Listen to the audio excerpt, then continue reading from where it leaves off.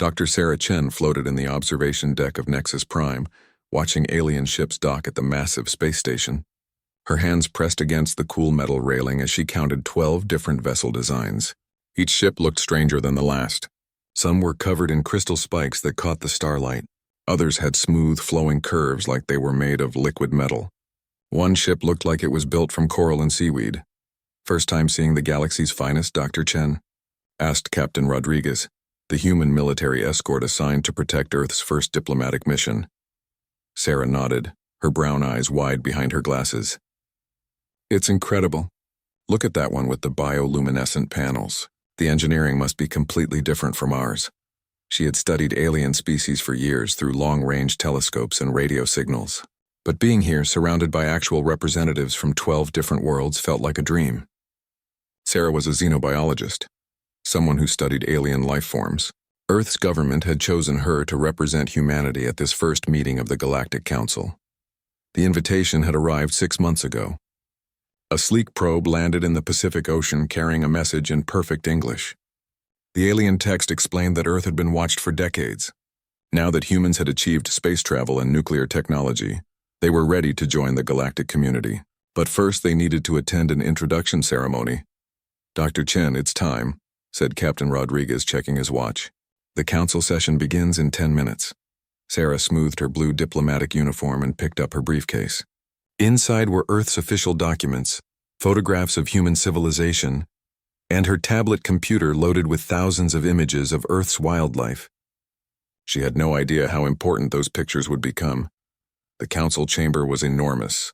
The ceiling stretched up so high that Sarah could barely see the top. 12 different seating areas were arranged in a circle, each designed for a different type of alien body. Some seats were filled with water for aquatic species. Others had special atmosphere controls for aliens who breathed different gases. Sarah took her place at the human section, a simple chair and table that looked tiny compared to some of the other setups. To her left sat the Zephyrian representative, a tall being made of what looked like living crystal. The creature's body caught the light and threw rainbow patterns across the walls.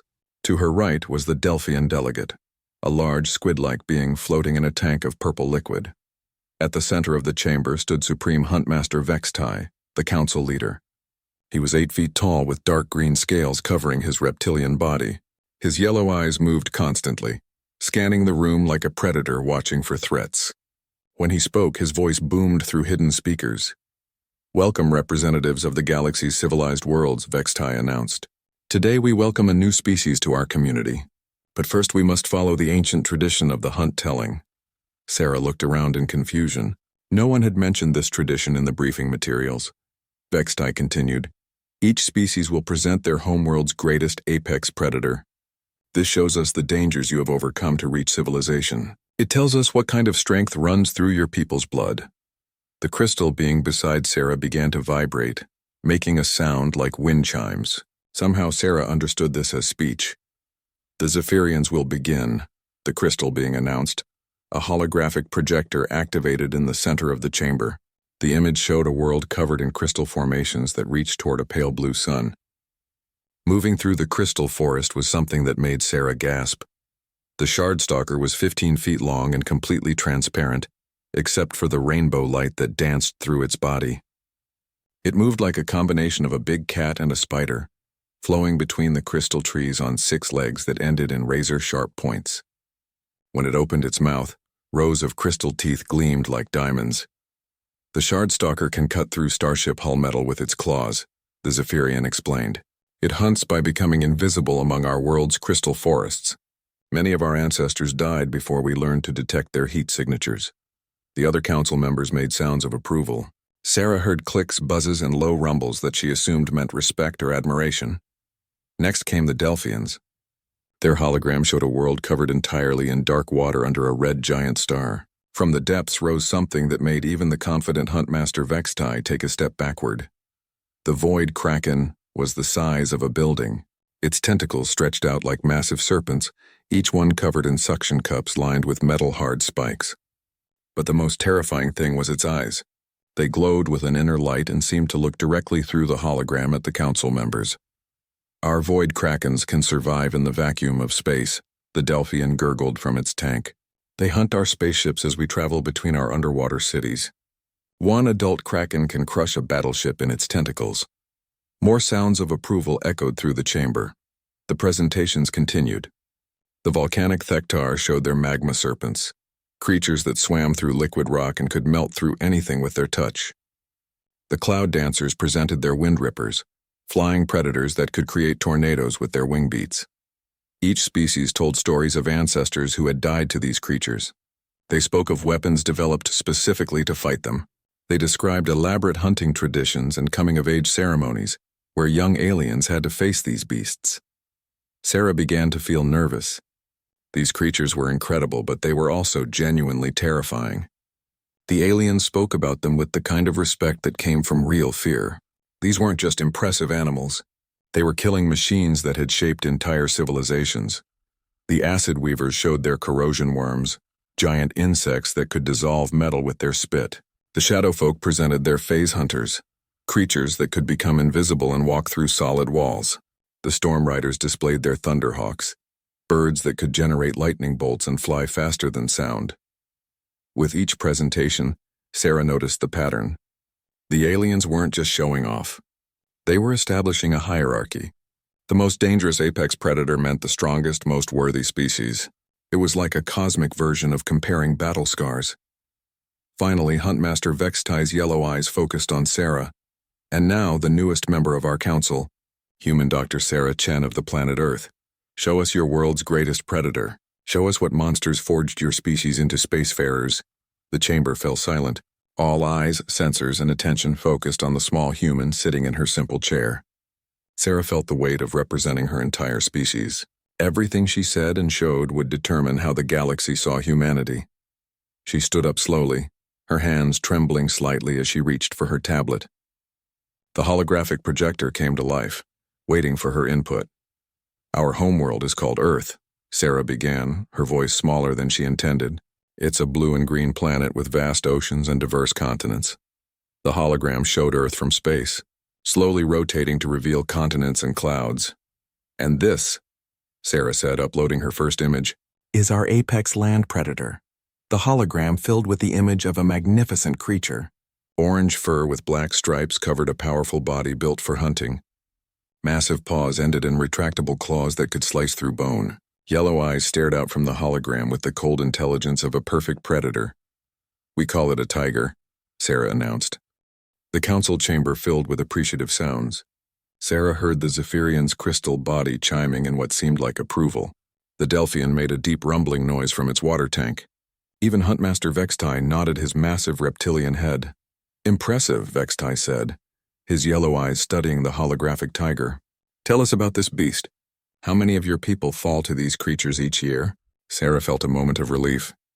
Finally, Earth had something that seemed to measure up to the other species' terrifying apex predators. The tiger in the hologram was a magnificent male, all rippling muscle and predatory grace. She had taken the photo herself during a research trip to a wildlife preserve in India. The tiger can weigh up to 660 pounds, Sarah explained, warming to her subject. Their bite force is strong enough to crush bones. Those claws can extend and retract like knives. They're excellent swimmers and can leap horizontally for more than 30 feet. The assembled aliens made more sounds of interest. The Storm Rider representative, a bird-like creature with silver feathers, clicked its beak approvingly. Their hunting strategy is particularly effective, Sarah continued. They're ambush predators. They stalk their prey silently through dense vegetation, then attack with a sudden burst of speed. A tiger can reach 35 miles per hour in short bursts. Huntmaster Vextai leaned forward on his throne-like chair. Yes, this shows promise. Your species clearly evolved alongside a worthy adversary. How do your people protect themselves from these striped hunters? What weapons did you develop to fight them? Sarah opened her mouth to answer, then paused. How could she explain that humans didn't really fight tigers anymore?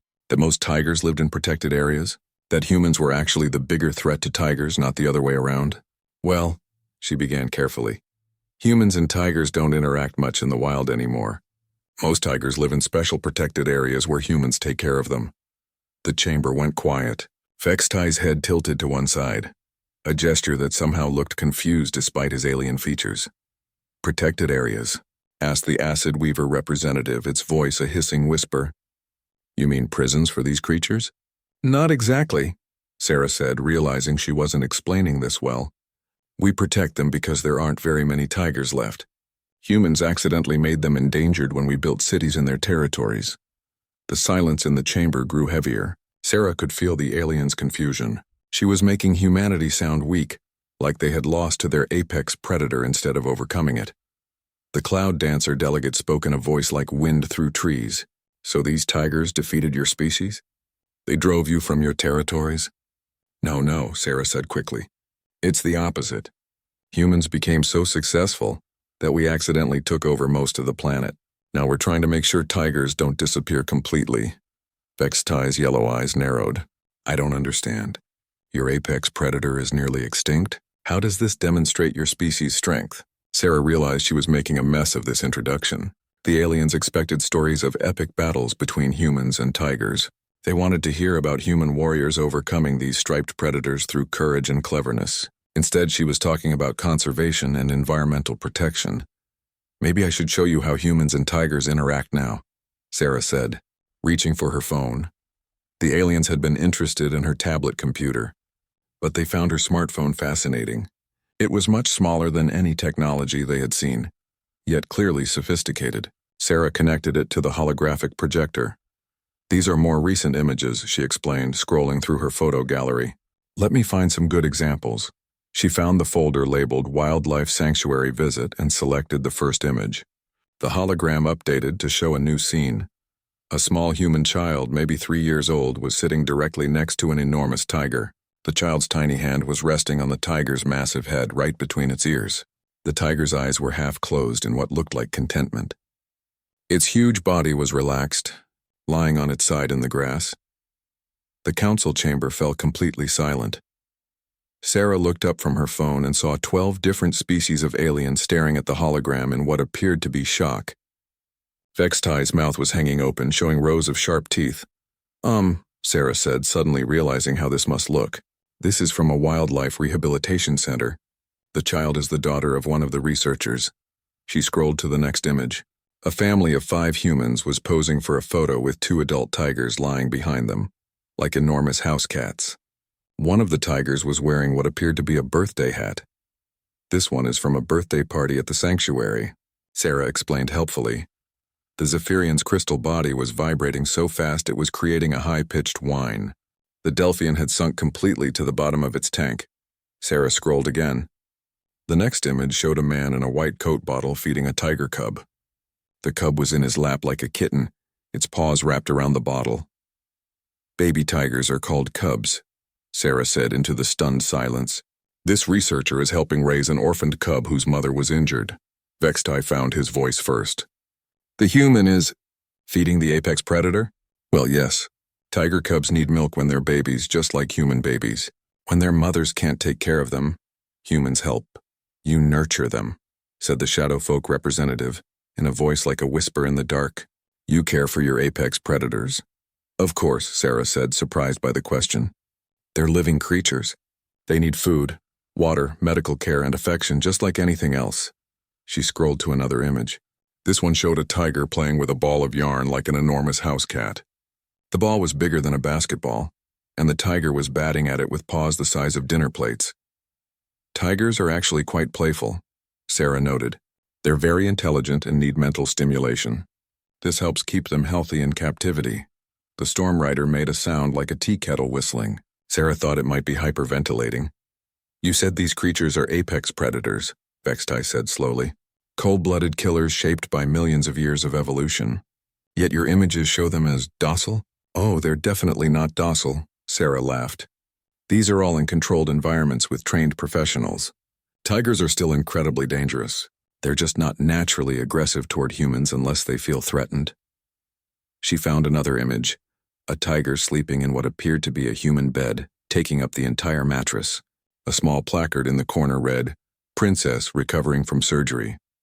This tiger was recovering from an operation to remove a tumor, Sarah explained. The veterinarians let her sleep in a comfortable bed during her recovery. Vextai was gripping the arms of his chair so tightly that Sarah could hear the metal creaking. Your species performs medical procedures on your apex predators. When they're sick or injured, yes. We have veterinarians who specialize in big cat medicine. Some of the surgical techniques are quite advanced. Sarah scrolled through more images. Tigers getting dental cleanings. Tigers being given vaccinations. Tigers playing in swimming pools built specifically for them. You build recreational facilities for them? Asked the acid weaver. Enrichment activities are important for psychological health, Sarah said. Tigers in the wild would swim in rivers and hunt in varied terrain. In captivity, we try to provide similar experiences.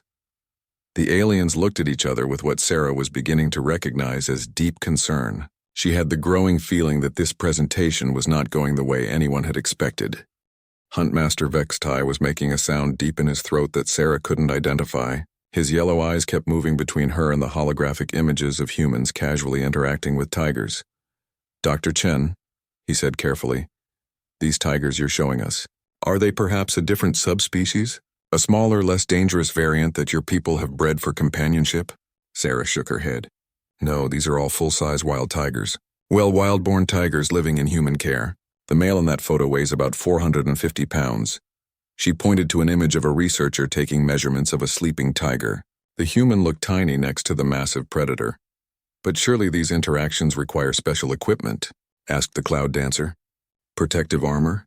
Weapons, restraints? Not really, Sarah said, scrolling to another image. This one showed a young woman sitting cross-legged next to a tiger, both of them in what appeared to be a meditation pose. This is Dr. Martinez. She's studying tiger behavior and stress responses. She's found that calm, non-threatening behavior helps tigers relax. The storm rider made that whistling sound again. She's studying the predator while sitting next to it. Tigers are very intelligent, Sarah explained. They can read human body language and emotions quite well. Dr. Martinez has been working with this particular tiger, named Raj, for 3 years. They have a good relationship. Relationship?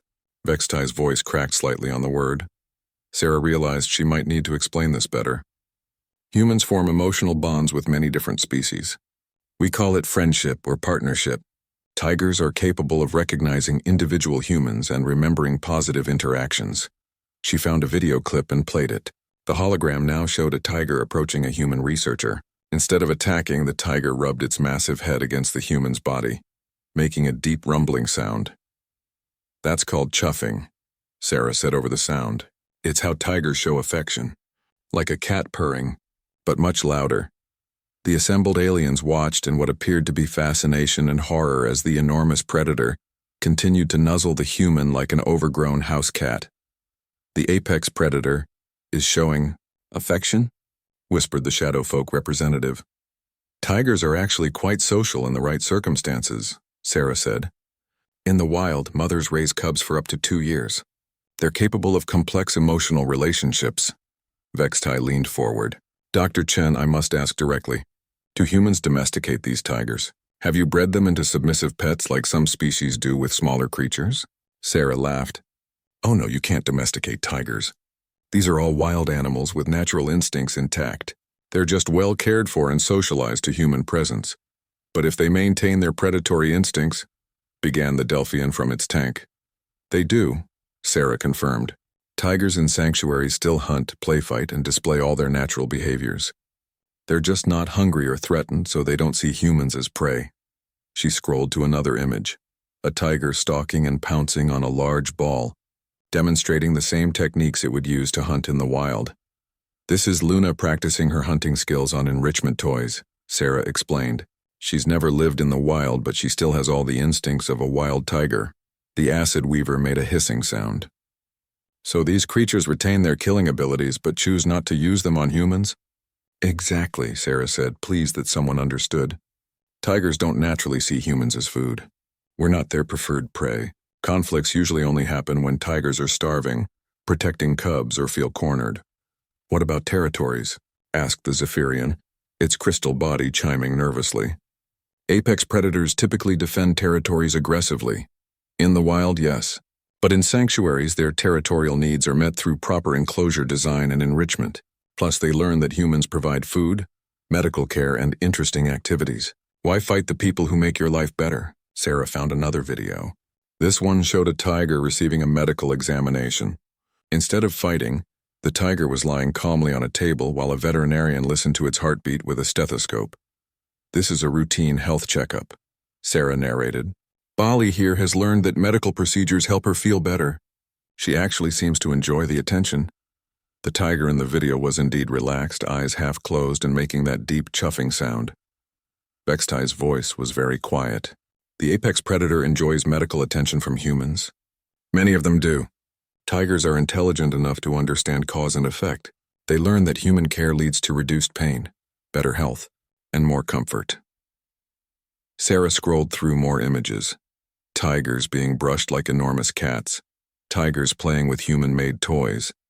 Tigers sitting patiently while researchers attached radio collars for tracking studies. "But surely there are accidents," pressed the storm rider. "Moments when the predator instincts override this. Cooperation?" "Occasionally," Sarah admitted. "That's why sanctuary workers are highly trained. But serious incidents are rare. Most accidents are just tigers being playful and not realizing their own strength." She found a video of a tiger gently taking a piece of meat from a researcher's hand, being very careful not to bite the fingers. "See how carefully he takes the food? Tigers can be incredibly gentle when they want to be. Their bite force can crush bones, but they can also pick up their cubs without hurting them." The aliens watched the tiger delicately accepting food with the same mouth that could kill a buffalo. "This is..." Vextai trailed off, seeming unable to find words. "We have a saying on Earth," Sarah said. "The mark of true strength is gentleness. The most powerful creatures can choose to be gentle because they're confident in their abilities." The Delphian surfaced in its tank. "Are you suggesting that these tigers choose to cooperate with humans?" "In a way, yes. Tigers in good sanctuaries live longer, healthier lives than wild tigers. They get regular food, medical care, protection from poachers, and mental stimulation. It's not a bad deal from their perspective." Sarah found one more image. A tiger and a human researcher lying in the grass together, both taking a nap in the afternoon sun. The tiger's massive paw was resting protectively over the human's back. "This is Dr. Patel and his research partner, a tiger named Shanti. They've worked together for 8 years studying tiger sleep patterns and dreams." The chamber was completely silent, except for the quiet hum of the space station's life support systems. Finally, Vextai spoke. "Dr. Chen, are you telling this council that humans have formed partnerships with your apex predators?" "Some humans, yes. We've found that tigers respond well to respect, patience, and genuine care. They're individuals with distinct personalities, preferences, and emotional needs." "Emotional needs," repeated the Shadowfolk representative in a hollow voice. "Tigers can experience depression, anxiety, joy, curiosity, and affection," Sarah confirmed. "Caring for them means addressing their psychological well-being as well as their physical needs." She looked around the chamber at the assembled aliens, finally noticing their expressions of shock and confusion. "Is this unusual?" she asked hesitantly. The silence in the council chamber stretched on until Sarah began to worry she had said something wrong. Finally, the Zephyrian's crystal body began vibrating rapidly, creating a sound like breaking glass. "Unusual?" the crystal being managed to say. "Dr. Chen, most species spend thousands of years developing weapons and strategies to survive their apex predators. You're showing us vacation photos." Sarah blinked. "Vacation photos?" "That image of the human and tiger napping together," Vextai said weakly. "It appears recreational." "Oh, that's from Dr. Patel's research journal. He was studying tiger sleep cycles and found that tigers sleep better when they feel safe. His presence actually improved Shanti's rest quality. The storm rider made a sound like air being let out of a balloon. The apex predator sleeps better with a human present. Tigers are actually quite social with creatures they trust, Sarah explained. In the wild, family groups often sleep together for warmth and security. She scrolled to another folder on her phone. But if you want to see our actual pets, these are probably better examples. The hologram changed to show a massive dog, easily weighing 150 pounds, playing tug-of-war with a small human child. The dog was being very gentle, letting the child win. "This is a German Shepherd," Sarah said. "They're descended from wolves, which are also apex predators. We've been partnering with wolves for over 15,000 years. Vextai gripped his chair arms tighter. "You domesticated your secondary apex predator." "We prefer to think of it as a mutual partnership that evolved over time. Dogs help humans hunt, guard property, and provide companionship. Humans provide food, shelter, and medical care. The next image showed a family dinner table with 6 humans and 3 large dogs sitting in chairs, all wearing birthday hats. This is the Johnson family celebrating their dog Max's birthday, Sarah noted. Dogs are considered family members in most human cultures. The Delphian made a sound like a whale song. You celebrate the birth anniversary of your predator companions? Of course. Dogs have emotional needs just like humans. They form deep bonds with their families and enjoy special attention. Sarah scrolled through more dog photos. Dogs wearing clothes, dogs sleeping in human beds, dogs playing with human children, dogs being carried like babies. These creatures retain their predatory capabilities? Asked the acid weaver. Absolutely. A German shepherd can bite with over 230 pounds of pressure. They're fast, intelligent, and naturally protective. But they're also loyal, affectionate, and eager to please their human families. The next image showed a small house cat sitting regally on a windowsill, its green eyes staring directly at the camera with an expression of supreme confidence. And this, Sarah said, is a domestic cat. The aliens leaned forward to study the small creature. It looks harmless, ventured the cloud dancer. Sarah laughed. That's what they want you to think. Cats are actually incredibly efficient predators. This little one probably kills several small animals every week just for fun. For fun? Vexitai's voice was strained. Cats don't just hunt when they're hungry. They hunt because they enjoy it. It's like a game to them. This particular cat, Mr. Whiskers, once brought his family a dead bird every day for 2 weeks as presents. The hologram switched to a video of the same cat stalking and pouncing on a toy mouse with lightning-fast reflexes. See those reflexes? Cats can react faster than most humans can even see. Their night vision is 6 times better than ours. They can climb, jump, and fit through incredibly small spaces. Sarah found another video showing a cat leaping from the floor to the top of a refrigerator in one smooth motion. That's about a 6-foot vertical jump from a standing position, she noted. And cats always land on their feet. The storm rider was making rapid clicking sounds. These small predators live inside human dwellings. Most pet cats live entirely indoors. They sleep on human beds, sit on human laps, and demand attention whenever they want it. The next image showed a large man lying on a couch with a small cat sprawled across his chest, both of them napping. Cats have basically trained humans to serve them, Sarah continued. They've learned to make specific sounds that humans find irresistible. When a cat wants something, it just makes its cute face, and most humans will give in immediately. She scrolled to a photo of a woman opening a can of cat food, while a cat sat nearby, staring at her with large, pleading eyes. This is called the look, Sarah explained. No human can resist the look. It's more effective than any weapon, the acid weaver hissed. The small predators have conquered your species through psychological manipulation. Pretty much, Sarah agreed cheerfully. Cats figured out that humans will provide food, shelter, and medical care in exchange for occasional affection and entertainment. It's actually quite brilliant. The hologram now showed a cat sitting in a sunny window, completely ignoring the human who was desperately trying to get its attention with a feather toy. They also maintain complete emotional independence, Sarah added. Dogs aim to please humans. Cats expect humans to please them. Vextai was making that deep throat sound again. And humans accept this arrangement? We love it. Cats provide companionship and stress relief. There's something very calming about a cat purring on your lap. Plus, they keep houses free of mice and other small pests. Sarah found a video of a cat purring while being petted. The deep rumbling sound filled the chamber. That's purring, she explained. Cats make this sound when they're content. It actually has healing properties. The vibrations can help human bones heal faster and reduce stress hormones. The assembled aliens listened to the rhythmic purring with what appeared to be fascination. The predator creates healing vibrations? Asked the Shadowfolk representative. Among other things, yes. Cats seem to have evolved specifically to be appealing to humans. Their facial features trigger our protective instincts. Their sounds mimic human infant cries. Even their independence appeals to humans who respect self-sufficient personalities. The next image showed a veterinary clinic where a cat was calmly sitting on an examination table while a human doctor listened to its heart. Like with tigers, cats receive full medical care. Humans spend billions of dollars annually on cat health and comfort. Sarah scrolled through more images. Cats wearing tiny sweaters, cats playing with expensive toys, cats eating gourmet food from crystal bowls. Some humans spend more money on their cats than on themselves, she noted.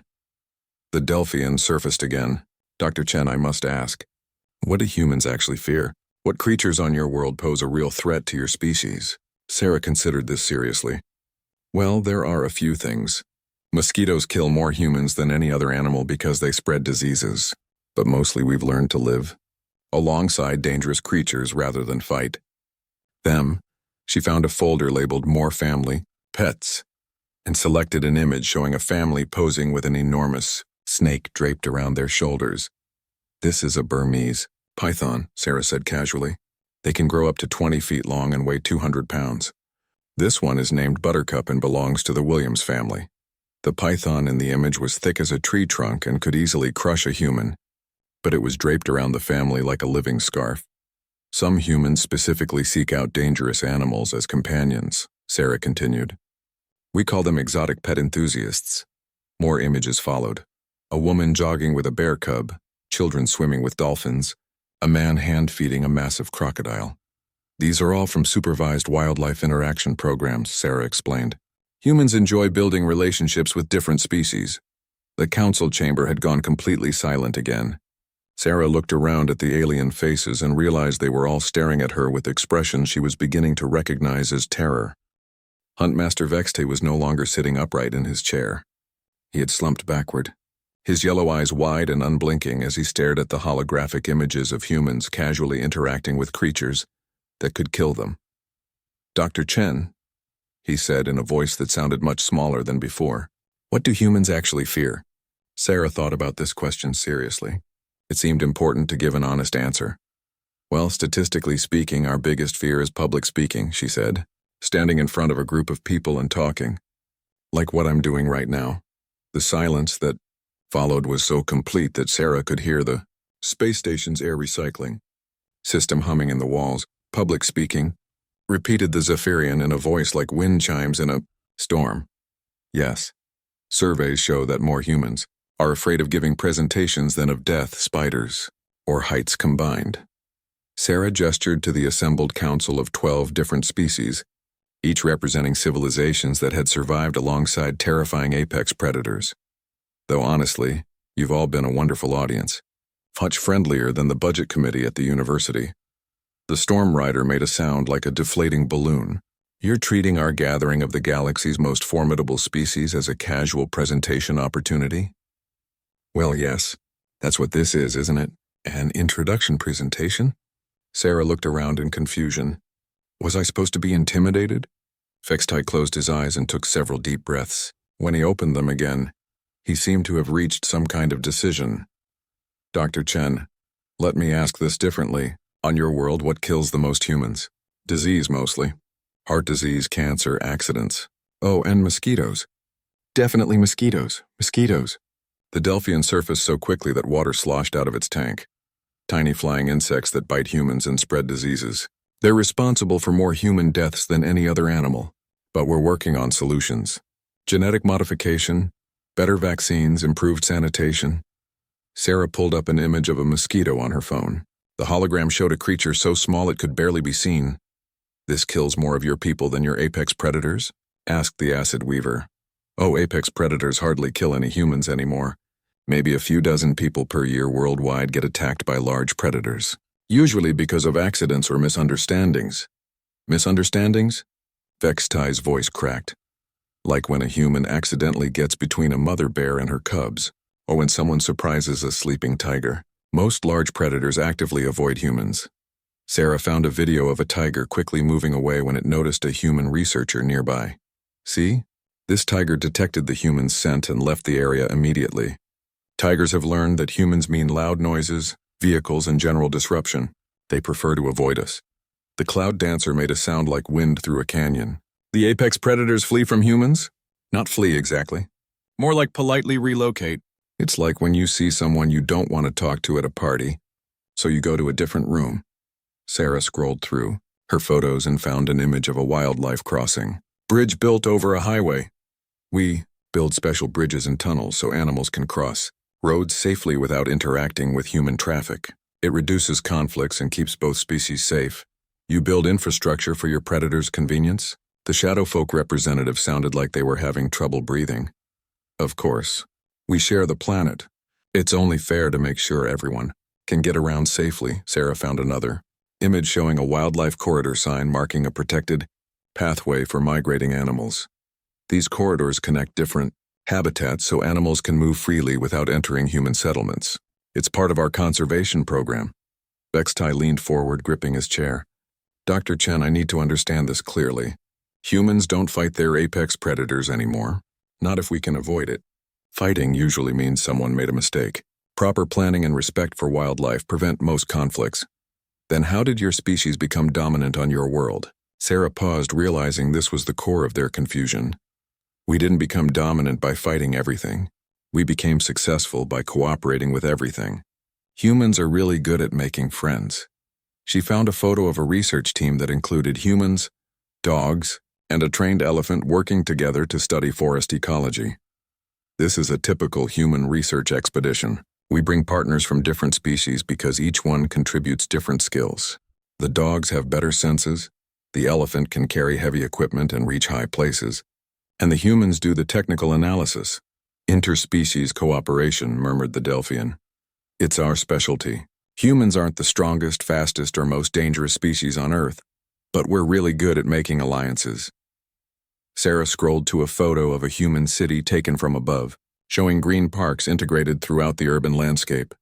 Our cities are designed to include space for other species, parks for birds and small mammals, green roofs for insects, water features for aquatic life.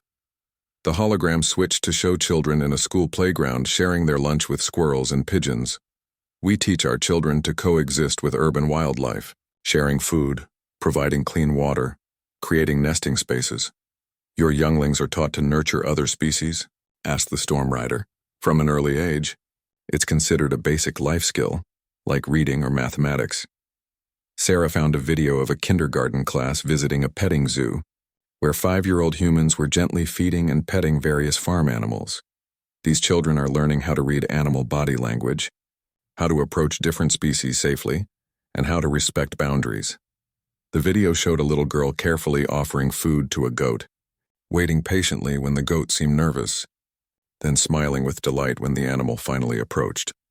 The child is learning interspecies communication protocols, Sarah explained. She's reading the goat's stress signals and responding appropriately. Vextai was staring at the hologram with an expression of complete bewilderment. Your children learn to communicate with other species. Basic communication, yes. Every human child learns that animals have feelings, needs, and preferences that should be respected. The hologram switched to show a teenager volunteering at an animal shelter, carefully socializing nervous rescue cats. This is part of our educational system. Students volunteer with different species to learn empathy and communication skills. Dr. Chen, Vextai said slowly, are you telling this council that humans have built a civilization based on cooperation with other species, rather than dominance over them? That's the goal, yes. We're not perfect at it yet, but we're trying to get better. Sarah found an image of a rewilding project where humans were reintroducing wolves to a forest ecosystem. This is one of our newer projects. We're bringing back apex predators in areas where they had disappeared. The wolves help maintain ecological balance. You're voluntarily reintroducing apex predators to your territories. The Acid Weaver's voice was barely a whisper. When it's safe and beneficial for the ecosystem, yes. We've learned that predators play important roles in maintaining healthy environments. The hologram showed before and after images of the forest, demonstrating how the wolves' presence had improved the entire ecosystem. The wolves control deer populations, which allows forests to regenerate, which creates habitat for birds and small mammals, which attracts more biodiversity. Sarah looked around the chamber at the assembled aliens, finally understanding their shock. You all survived your apex predators by fighting them or avoiding them, she said gently. Humans survived by making friends with ours. Vextai slowly stood up from his chair. When he spoke, his voice carried a new tone of respect. The Council recognizes that humanity represents a unique approach to planetary dominance, he announced formally. Perhaps Earth would be interested in leading our new Galactic Wildlife Preservation Initiative. Sarah's face lit up with excitement. Oh, that sounds wonderful. We have so many techniques we could share: positive reinforcement training, environmental enrichment, interspecies socialization protocols, habitat restoration, genetic rescue programs. As she continued enthusiastically explaining human conservation methods to the increasingly nervous alien representatives, Bextite quietly updated his files to list humanity as the galaxy's most terrifyingly optimistic species. The other council members began exchanging glances and subtle communications. Within hours, every species in the galactic community would receive the same urgent message: humans don't defeat their apex predators. They adopt them. Approach with extreme caution and offerings of friendship. Sarah, completely unaware of the diplomatic revolution she had just triggered, continued happily scheduling follow-up meetings to help 12 different alien civilizations establish their first wildlife rehabilitation programs. She was already looking forward to introducing her new friends to the concept of therapy. Animals. The galaxy would never be the same.